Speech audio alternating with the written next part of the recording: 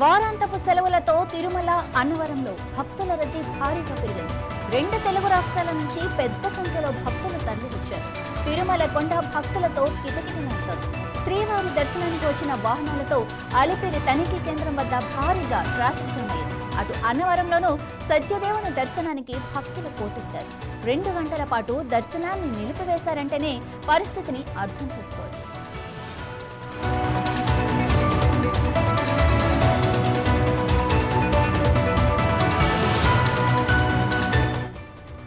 వరుస సెలవులు రావడంతో తిరుమలకు సొంత వాహనాల్లో భక్తులు పెద్ద సంఖ్యలో తరలివచ్చారు. అలిపిరి తనిఖీ కేంద్రం వద్ద భద్రతా సిబ్బంది క్షుణ్ణంగా పరిశీలిస్తూ ఉండటంతో వాహనాల తనిఖీకి ఆలస్యమవుతోంది.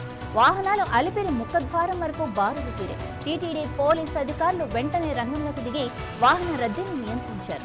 మహతి మీదుగా వచ్చే వాహనాలను రుయా ఆసుపత్రి కూడల నుంచి ఇస్కాన్ ఆలయం మీదుగా బస్టాండ్కు మళ్లించారు. బస్టాండ్ నుంచి కపిలతీర్థం కూడల నుంచి వచ్చే వాహనాలను ఇస్కాన్ ఆలయం మీదుగా రుయా ఆసుపత్రి కూడల నుంచి పంపిస్తున్నారు. శుక్రవారం 70,141 మంది భక్తులు శ్రీవారిని దర్శించుకున్నారు. ఇక హుండీ ఆదాయం 4.23 కోట్ల రూపాయలు వచ్చింది. ఇక 33,821 మంది భక్తులు తలనీలాలు సమర్పించారు.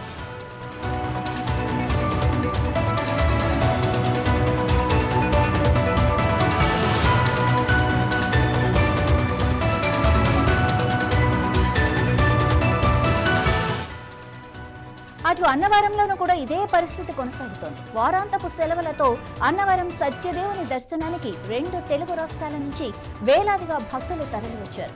ఉదయం 8 గంటల నుంచే రద్దీ బాగా పెరిగింది.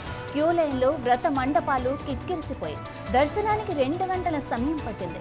భక్తుల రద్దీని దృష్టిలో ఉంచుకొని 2 గంటల పాటు అంతరాలయ దర్శనాన్ని నిలిపివేశారు. సాధారణ క్యూ లైన్లలోనే భక్తులను అనుమతించారు. వారికి ఎలాంటి ఇబ్బంది లేకుండా అధికారులు ఏర్పాట్లు చేశారు. తాగునీటిని నిరంతరం సరఫరా చేశారు.